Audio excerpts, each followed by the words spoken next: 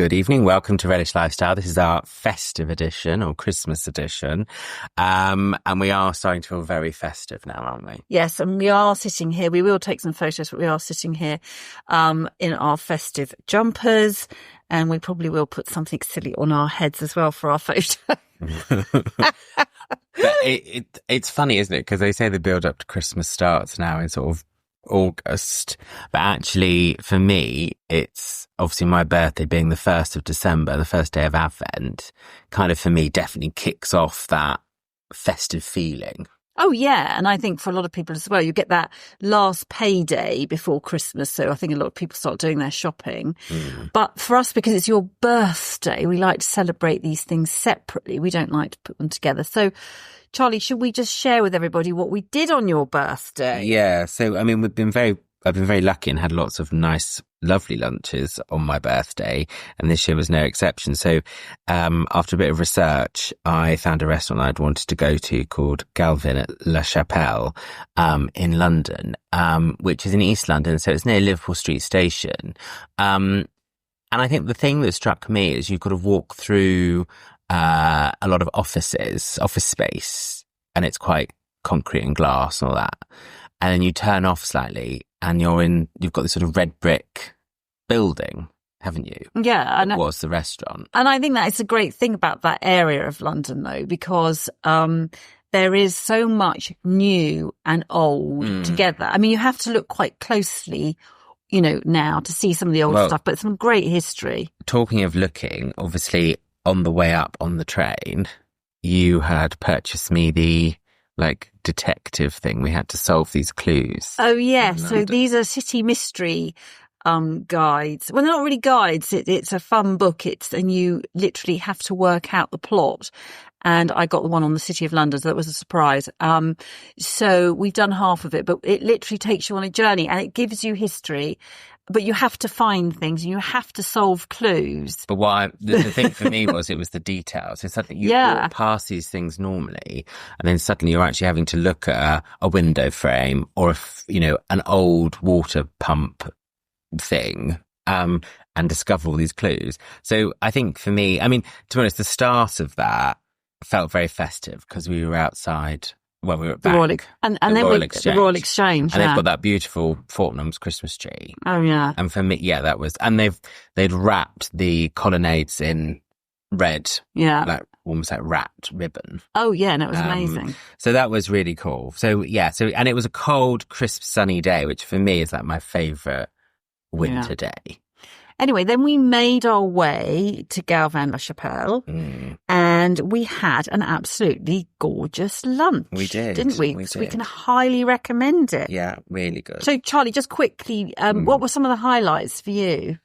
Well, I have to say, I thought all the food was really good. We had the three-course lunch menu. And there was a wide selection. I think there was 3 or 4 choices for each course, so it wasn't too restrictive. So I went for the Puy lentil velouté, which came with a cube of smoked trout. It was absolutely delicious and such an interesting way to use Puy lentils. But what was clever is the texture. So you had the bit of the fish, you had the velouté, which is very smooth, but then you had sort of almost like roasted Puy lentils. So you had the crunchiness of it, and that was pretty clever.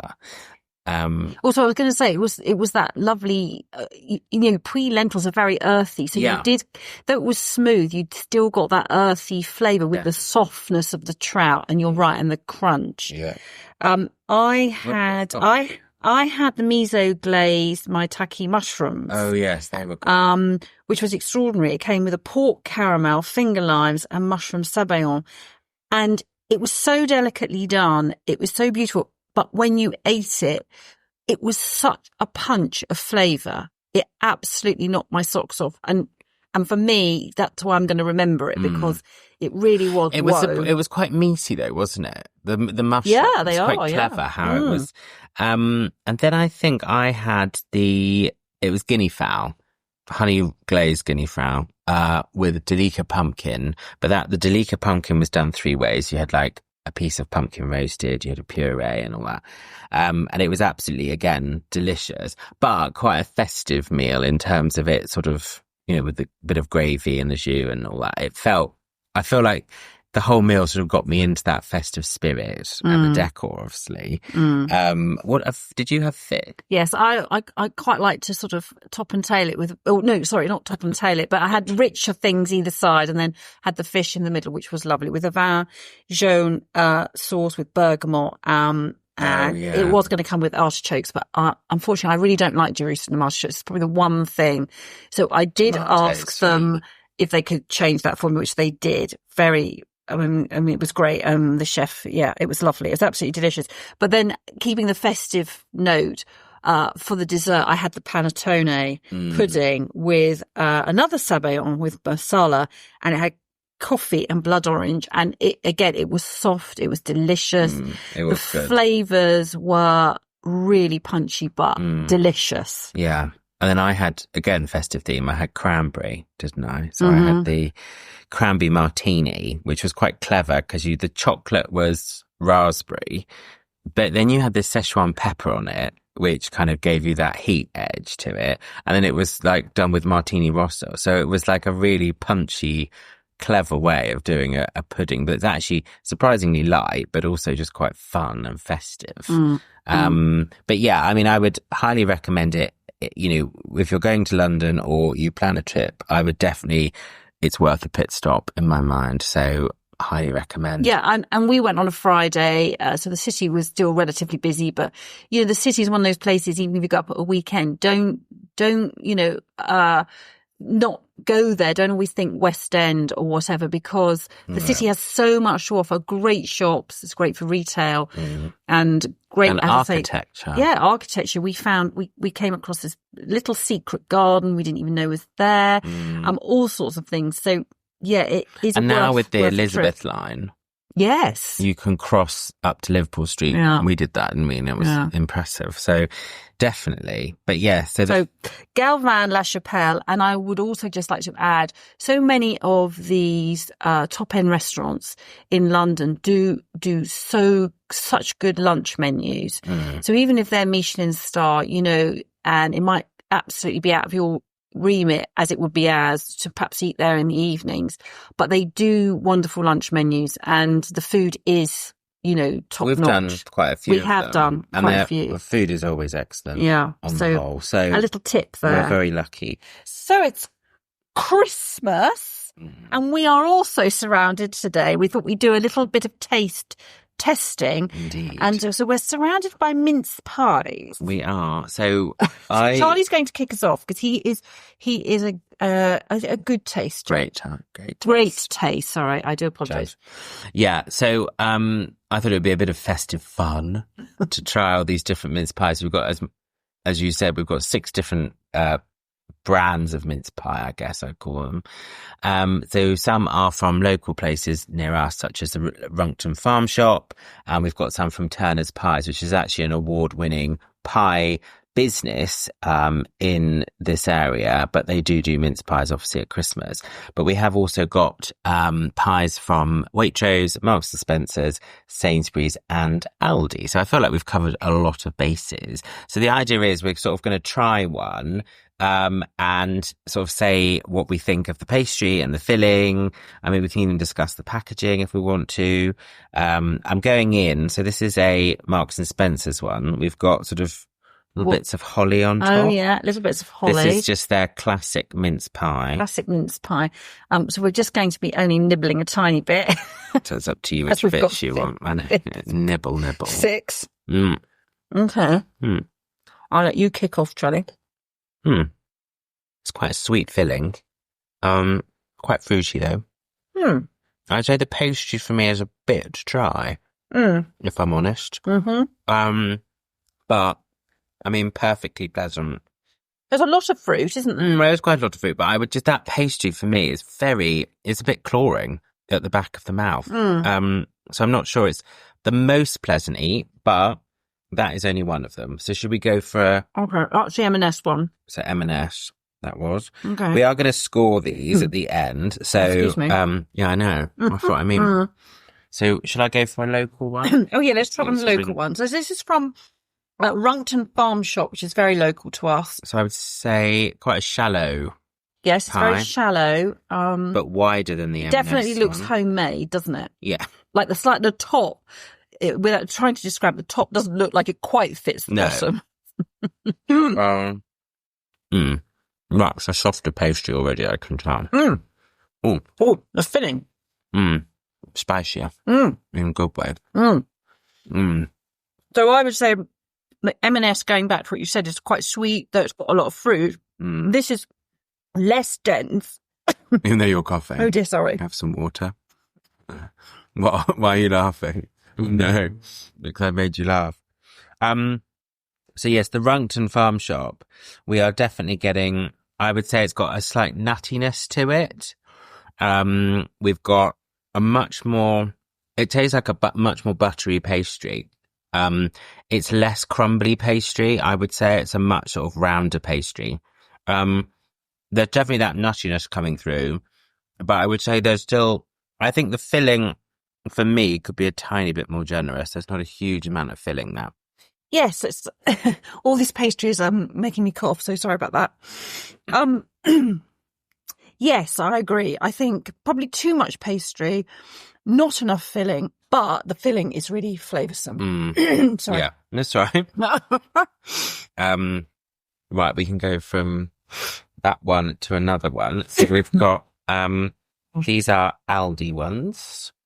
So we've got sort of a snowflake decor on them. Yeah. Oh, they're deeper, aren't they? They're deeper than the Runcton ones.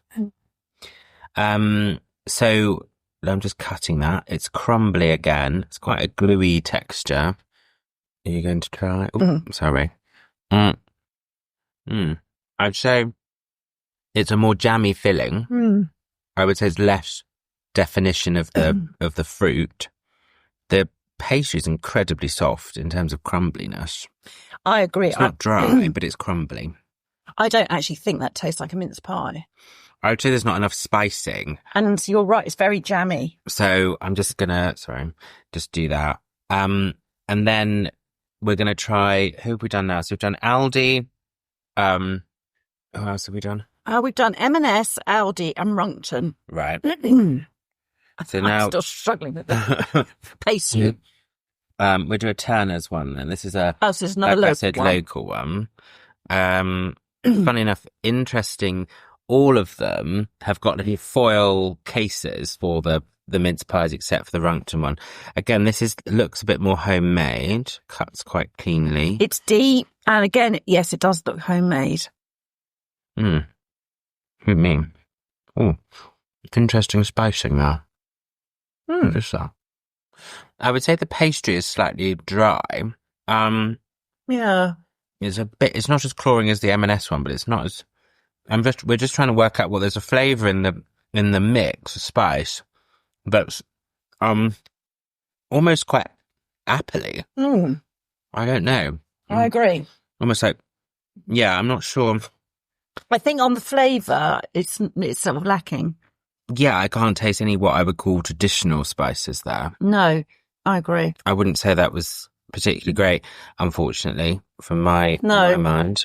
Okay, so we got a Sainsbury's one coming up. Is that just their classic again? Yeah, this is just a classic one. So for the supermarket ones, I think all of them are pretty classic, aren't they? I don't think we've done anything too rogue. So this has got a little Christmas tree motif on the top. It's quite deep again. And it looks quite well cooked. Yeah. It's not too pale. No, agreed. Equally not overdone. It's quite a nice filling. Dark filling. Isn't it interesting, though, how so far the spicing is really different in all the fillings? Yeah. I'm really sorry, but I don't. Am I actually able to say that I don't like that one? Yeah, of course you can.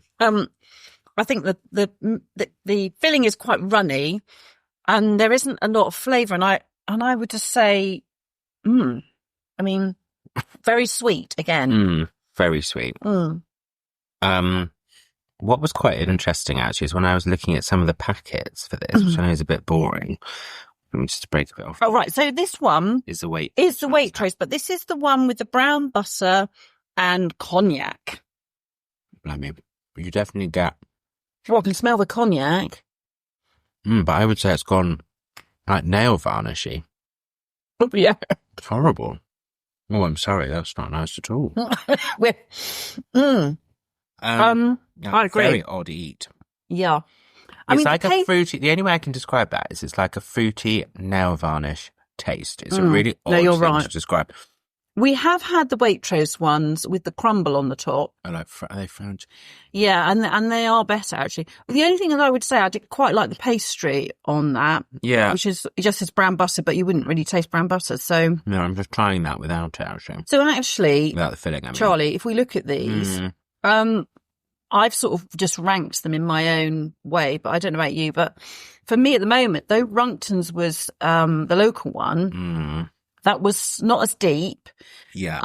But the flavour that the mince pie filling was absolutely on point, virtually, with, it tasted like mince pie.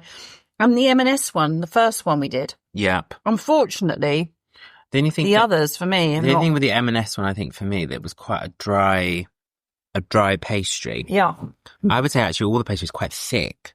Yeah. Looking at them. We're just looking at the carcasses of the mince pies. They're all quite thick. Yeah.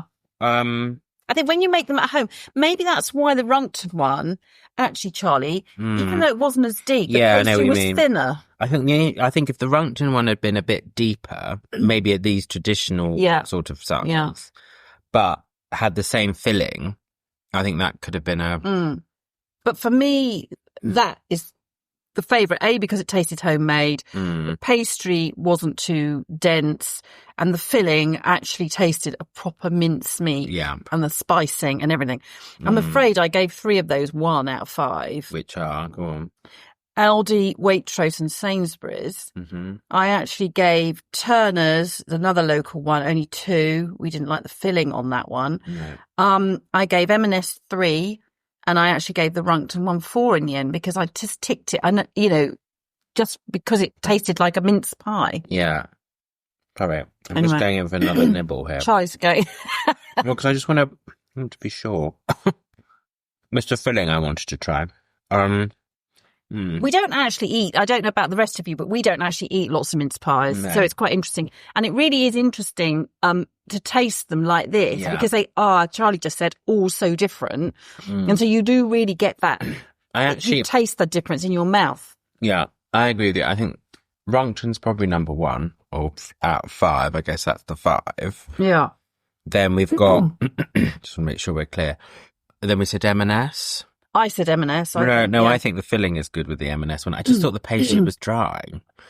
Then what have you got? Well, I actually then said Turner's. Okay. But you said that was quite aptly. But I really didn't like Aldi. I really didn't like Waitrose, as you say, nail varnish. And Sainsbury's I didn't like. That was the one I didn't like and I probably coughed on, I think. I say actually out of all of them, I would say that the flavour of the filling, the weirdest, funkiest flavour was the Waitrose. Yeah, the brandy ones. Nail varnish. Weird. Yeah, very weird. I'm not sure we're being very conclusive here. Well, we are, but we're just saying that quite a lot of them aren't that good. Well, I think our decision is that actually the good old farm shop down the road has actually given us something that tastes, the filling is definitely much more like a mince pie you'd have at home. And actually some of the others, there's 3 there that really didn't feel at all. Runcton number 1, M&S number 2 and Turner's number 3, if that's our top. Yeah, I agree. I would say all the others, which is Sainsbury's, Aldi and Waitrose, almost unscorable in terms of flavour. All the pastries is not very good. I would say actually, I think the pastry is actually quite disappointing on all of them. Yeah, no, I agree. So there we go. I mean, maybe making our home. I haven't made a homemade mince pie. As I said, we don't eat them that often here, so I don't make them so much anymore. But we'd love to know which mince pies you like. I know there's probably quite a few taste panels out there in the media, but we'd like to know. Or do you have a special mince pie? Sorry, not mince pie, mince meat recipe? Because I think that's the thing, and maybe what pastry you use. Well, that was good. And I think we've enjoyed, this sort of came about because we did a bit of that tasting when we were in Greece of the olives and those things. And I think I think the plan is to introduce a bit more tasting like this sort of thing into future ones. Good fun. We like doing. So anyway, so we've done the mince pies. But that is a small proportion of the overall I know, day. exactly. I think probably mince pies are eaten a lot leading up to Christmas Day. I always think it's one of those things that if someone comes around, you have mince pie and a cup of tea. Or at work, have them out. Yeah. So I feel like it's one of those things that, you know, it's almost like a prerequisite. You sort of have to have them, but not everyone likes them. So the other big sweet thing, and Charlie being the baker, is the Christmas cake. Yeah. So Charlie, It's being fed. It's being fed at the moment. Do you want to just tell everyone what you've chosen to do as a Christmas cake? So I think I mentioned it briefly before, but I've done it now probably 3 or 4 years running where I've done a bundt Christmas cake. There's sort of a couple of reasons there. One, obviously when you turn it out, it looks pretty. Because the bundt is the tin, isn't it? It's the shape of the tin. It's a tin with a hole in it, basically, or through the middle. But you get the lovely sort of sculpture part of the shape of the tin comes out into the cake. The other thing is actually more of a kind of practical element where, because you've got the metal sort of tube that separates the sort of the circular in the bun, it actually helps with the cooking time. So a traditional cake can take sort of anything to like 4.5 hours, maybe even longer, I don't know. Whereas this is probably nearly half that time because you sort of are technically cooking half the sort of thickness of a cake. But it looks good. It's nice to cut. You know, you get a nice slice as you go round. The recipe is sort of based on a traditional Christmas cake recipe, but I don't like necessarily, I think our tastes have changed as we as consumers have evolved. I like a bit more sort of fruity nuttiness to it rather than what I would call the traditional sort of lots of sultanas, currants. It's all quite dark. Candied peel. Yeah. Which I think is what's interesting about doing this taste test with these mince pies is how there's such a variation in filling. I thought they were actually, having worked in the food industry for a long time, I thought they were all going to be pretty identikits. Like where No, they weren't at all. So that is quite interesting. But in terms of the cake, so now it's being fed. So the dried fruits element, I still obviously do, you know, the sultanas and bits and bobs. And I do apricot because it's a lighter fruit, not just in colour, but in taste and texture. I soaked it in sloe gin, some homemade sloe gin. So then I've been feeding it with the said sloe gin. So obviously traditionally you would use brandy or whiskey. And even as a lighter cake, Charlie, will it last as long? Pretty much. I mean, because you're feeding it. Yeah, I've done it in previous years. I mean, I think as long as you're using something relatively boozy, you'll be okay. Yeah. I'm not going to prophesize or tell anyone how to do it on this podcast. I don't have all the sort of health thing to go with it. But I imagine if it's anything over 30% proof or 25% proof, you're probably fine to feed a Christmas cake with it. But don't hold me to that. But yeah, so that is being fed, and obviously I will get that out of its tin, probably over the weekend. I imagine. So I'm sure a lot of you have been making cakes and feeding them. Yes, any suggestions? But also there's we haven't done a cake test, so maybe that's another time. I was reckoning anymore now. No, I don't think so. Even if you're nibbling a tiny bit, it feels quite full on. So, let's now go on to the main feast of the day. So Christmas Day. Yeah, the big feast, the main event. And we just were thinking about this, you know, are you someone who preps well ahead of time or do you do it all on the day? And some of my thoughts have been that, you know, these days, some of us, we just don't have the capacity to actually prep too far ahead because we don't have the fridge space or the freezer space or even the cupboard space. The oven space. We don't all have. Well, yeah, exactly. But I mean, that's down to the size of turkey and stuff. So, you know, we just thought we'd talk a little bit about what we're going to be doing and also, you know, few tips. Yeah. And if there's anyone out there that's got any, you know, absolute corkers of tips that we could, you know, take on or share. I think for me is because I think there's a lot of people out there who probably only ever cook a roast or experienced a roast one day of the year, and for various reasons, like we've already mentioned, actually. Well, it's pretty stressful, and so it can become very stressful because I think also there's a lot of pressure, and I think for many they feel like it's a lot of vegetable. You've got to do so much. You've got to serve so much on the table. What are your? Well, I'd say simplify. Don't think you've got to do 12 different vegetables or dishes to go alongside the turkey. I'd also to remember things like when you're cooking your turkey can rest for a very long time. Don't overcook it. Don't worry about it. If you've tented that in foil and basted it and the juices are coming out pretty clean, then you can take that turkey, cover it and just leave it to rest for easily an hour, because as long as that meat is warm, that meat does not need to be boiling hot. And then you can continue with the rest of your... I think the way I think about it, if it's taken like 3 or 4 hours to cook, it's going to take quite a long time. It's going to take an equally long time to cool down. Yeah. So it doesn't just suddenly plummet in temperature in 5 minutes. No, and the things you want really hot are your lovely roast potatoes and your gravy, of course, and, other vegetables. But some of those vegetables, they don't need to be boiling hot, but your roast is definitely, and your gravy needs to be nice. And obviously the tip with the gravy, which I'm sure everyone's aware of, is obviously just a bit of hot or boiling water into your vessel of choice for your gravy. Helps keep it warm. Oh yes, well, some people if you've got like a gravy, jug or a gravy boat or something, when you're serving it, just pre-warm it with some boiling water. That's a very good idea, Charlie. Yeah. Well, it's like anything, isn't it? I mean, we always. The other thing is obviously that if you're going to put your vegetables that you've just boiled and got them all lovely and cooked perfectly, don't just plunge them into a cold big dish, because you're going to sort of ruin them a bit. Yeah, then they will. Yeah. So just either put again, it's a nut. Just take a breath. Put your, serving dishes in your oven when the potatoes have just come out.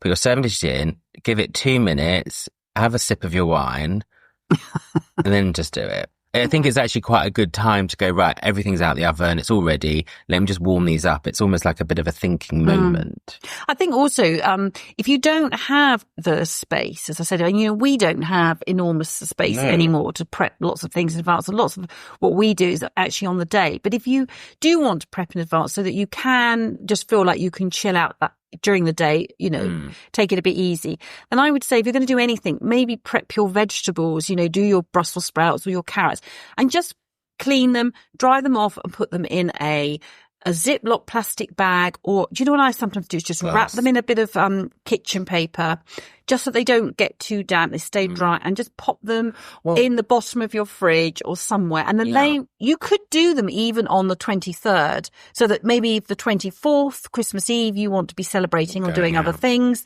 then it's kind of already done. I mean, I think there's lots of tips out there about freezing things before. But again, I feel like a lot of people don't have that capacity to do that anymore. No, well, not big things. No. So one of the things quite interesting. So I did a recipe. I was actually making a homemade béarnaise sauce. So I had a steak. But obviously you need egg yolks, not egg whites. So what I've done is I've actually frozen the egg whites because they don't have much space. And then it means I can make the ricorellis without having to use new eggs. Oh, great. Yeah. But it's just things like that for me is actually a live tip that I'm, you can freeze egg whites for 3 months. And that's given us a bit of in to what we're doing. So we very rarely have turkey on Christmas Day, unless, I mean, we do love it, but we don't necessarily have it on Christmas Day. And so this year, so Charlie mentioned the ricorellis, we're going a little bit Italian, aren't we? Yep, we are. We're going Southern Mediterranean for our inspiration. We are having a porchetta, which may or may not be barbecued depending on the Great British weather, but it will be flavourful. It's obviously you get a stuffing, so sticking with traditions of what we expect from a Christmas Day, stuffing, roast potatoes. We're still doing the roast potatoes.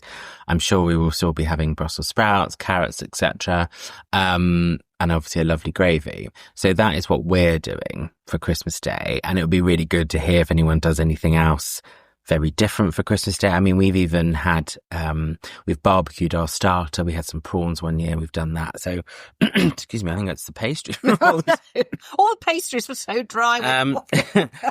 It's that also, yeah, anyway. So I think that's quite interesting. And I think, again, I mean, it's very difficult. Everyone sort of almost half expects turkey, but I feel like there's a lot of pressure to have a turkey. And actually, I would caution against that. Don't feel pressured to always have the same huge turkey you've had. Like, do we need it as well?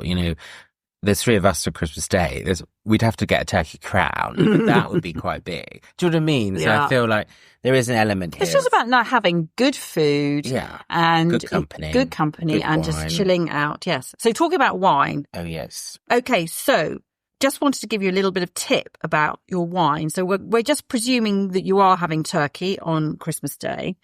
And we have a dear friend who is a great oracle and a wine guru.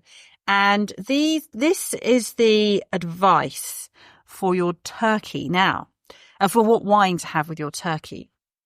So roast turkey is an amazing dish to pair with very good wines. So do treat yourself, splash out a little bit extra.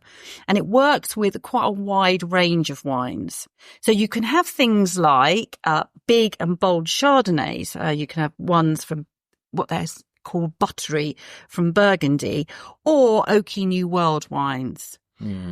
Maybe also it goes with things like mature red Bordeaux or aged Pinot Noirs. So again, just an interesting. Oh yes, go on. You like bread and butter Pinot Noir. Oh yes, they do a bread and butter Chardonnay. Yes, they do. I have had it. And there's been quite a lot of talk about it because I think Nigella had posted as one of her likes on Ocado. So just interesting when you said buttery Chardonnay is what I was thinking. Oh yeah, that they're called bread and butter. Oh yeah, but also I imagine it's probably quite a It is quite a hefty Chardonnay, actually. Well, I'm just thinking I prefer their Pinot Noir, but they are quite hefty. Which also would go nice from that advice with turkey, I'm sure. Yeah. No, exactly. So. And then there's one more that actually, so our guru said, if you have any sweet accompaniments, like cranberry relish, then you can actually use, and the words were a racy Gamay grape from Beaujolais family. Oh. That works very well as well. Interesting. Indeed. Good. Anyway, I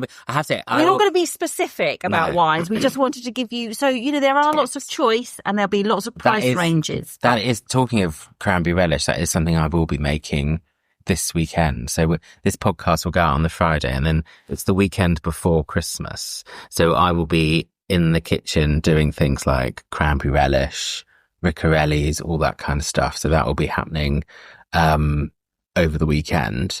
So it's just a lot of planning, isn't it? I know. All systems go. Lots to think about. I think that's the thing this time of year. It's not just the food, the cooking, how many people you've got coming, how you're going to seat everybody. But, the build up, the presents and all that kind of stuff. But anyway, it's all doable and it's a great time of year to celebrate. I think that's the thing. So we were going to touch a little bit on leftovers as well, but I think we might save that for our next podcast because we're going to do that in between the new Christmas and the New Year. But we'd like to also know, maybe you've got some thoughts about that before we do our podcast. Yes, we could talk about the ideas for leftovers. Yeah, because I think, we'll try some of them. You do get leftovers and, there's the vegetables, there's obviously the meats, that kind of thing. So, we don't these days, we want to think about using it all up. So have we got our sort of semi-agenda for our day? Do we know what because I've got you and everyone coming to me for Christmas Eve. Oh yes, we've got that. And is everyone ready for the film that we've never seen before? Oh yeah, so one of our traditions is on Christmas Eve is to watch Christmas Carol, but it has to be, I don't know what year it is. 1984. Oh, there we go, Charlie knew that. The 1984 version with George C. Scott, isn't it? Yeah, well done. Yeah. As Scrooge. You've only seen it every year. We've only seen it probably, I don't know how many times, hundreds of times. So we will be doing that on Christmas Eve. And then Christmas Day, obviously, I'll be coming here. So we've sort of got a semi-plan. Yeah. And one of the things that always intrigues me is, when do you open your present? That's what I mean. Do you have small children and you have to open them at sort of 6 o'clock in the morning? Or do you? It used to be me. I mean, when I was a child, I honestly, I don't know how my parents did it because I virtually never slept. I was so excited. Nightmare. And so they really had to wait until goodness knows when to actually leave, fill the stocking. And I have even been known to wake up and go down and see presents under the tree. I was a bit naughty one year, but anyway. But then it only spoils it for yourself when you actually wake up and you go down And Father Christmas. I didn't see them all. I just saw, a couple of the big ones. But anyway, or are you someone who kind of opens them a bit over during the day? We're spreading it out a bit, aren't we? We like to spread it out, yeah. So I think we're going to do our stockings AM or lunchtime, midday-ish. And then maybe bigger presents or tree presents, I should say. Yeah. After lunch. Yeah. / dinner. Yeah, exactly. The other thing that's quite interesting is what I'm intrigued about is timings of lunch on Christmas Day. So it's quite interesting watching good old Delia obviously had Christmas. Before the Queen's speech. Well, King's speech. Well, it's King's speech now, but in Delia's time, But her timings are for like 1 o'clock lunch. Yeah. Which is early, I think, for Christmas Day. And it does put a lot of pressure on people. In the morning. Yeah. Whereas we sort of do ours at like 4, 5. Yeah. Like a Sunday. Or even, yeah. But I would I'd advise, if you want some time to actually breathe, delay your lunch. You don't need to have it at 1 o'clock. No.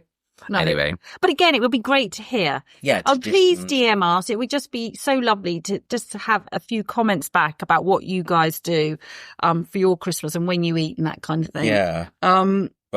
Anyway, just quickly as well on our plan for the day. How many of you play games?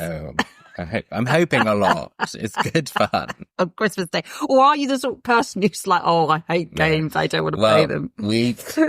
I tried to shake it up a bit last year and I bought, what was it? Beat That.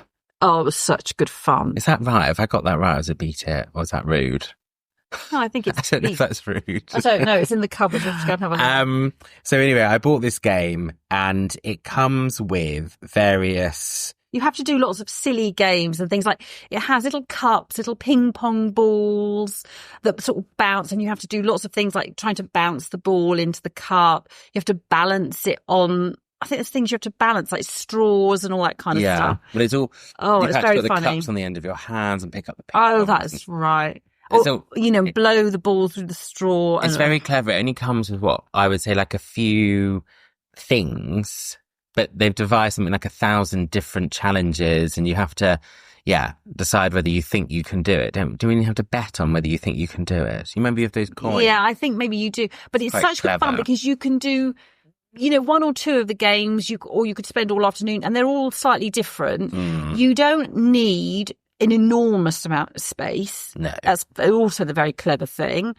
So it's not like you need a football pitch. And you could do it room. in teams or individually. Yes, exactly. Anyway, that was great. That was great fun. And that was a sort of new round of games we haven't played before. The other, the one I like careers. And also for the last few years, for quite a number of years actually, we do a family quiz. Yeah. So we all do a certain amount of questions, don't we? Yeah. And which can be quite entertaining. Can cause quite a few arguments, but that's, That's part of Christmas Day. Have a mince pie. And then another one that we've been doing is we've been doing a wine tasting. Yes. So we go out and we buy the most obscure wines we can find to see if everyone can guess what they are and where they come from. This came from a lockdown thing that I saw. I can't remember where I saw it. And it was a company anyway. And then I've got a book, called Wine Folly, I believe it is. Or that might be the company I saw this idea come from. Anyway, you sort of printed out these sort of tasting, notes, but they kind of just, kept you going if you're struggling for adjectives, which you can. Anyway, we did it a few times sort of just to beat the ball during lockdown. And now it's become quite a good sort of dinner party / Christmas thing to do. And I've done it with friends and you've done it and we've done it here. And it's just a really fun way of getting people to talk. Obviously, it's quite nice to get to have a drink as well. And you do try new things. Yeah, because the idea is it's not about how much money you spend, but of course you can spend as much as you like. You normally, we say you buy a red and a white or at least 2 bottles of wine and you just try and get something a bit different. So I would say you could do this actually. It could be a bit of a bluff that you could go to just a Tesco's or general, wine merchants that sells probably, the sort of average range of wine that you can get in most places. You could try that as a double bluff. But the other thing is to actually go in search of wines from different countries or, new winemakers or local winemakers even. Anyway, it's a bit of a laugh. You don't have to be an expert, by the way. No. It's just fun, okay? No. But as Charlie said, you get to try something different, and it's fun to do. With yeah, friends it's and fun to family. do. Yeah, it's fun to do. Well, that I think Whoa. we have covered a lot as Charlie, usual. We're surrounded by mince pies. Thousands of them. Most of them we don't want. Don't want them. Anyway, I'm sure we'll find it. We have to, that's our leftovers. What can we do with leftovers mince pies? But that's maybe for another day. Oh, yeah. We'll talk about that in our next podcast, which will come out just before the new year. Just before the new year, yeah. Thank you. So thanks from me for listening and from us. I mean, we've really enjoyed doing it this year and we will keep doing them, don't worry. So I just wanted to wish you all a very happy Christmas. And as I've said, we'll be back before the new year. We are at Relish Lifestyle on Instagram and TikTok. We are trying to do more posts on there as well. So I don't know if you wanted to add anything for us. No, it would be, I just want to reiterate what Charlie said. Thank you so much for all of you that are listening to us. We might be asking for some feedback in the new year just to see how we take this forward. But we really, really do appreciate it. And thank you so much. And I wish you a very Merry Christmas. Have a great Christmas day. Yeah, indeed. And last one from me is just obviously keep relishing life.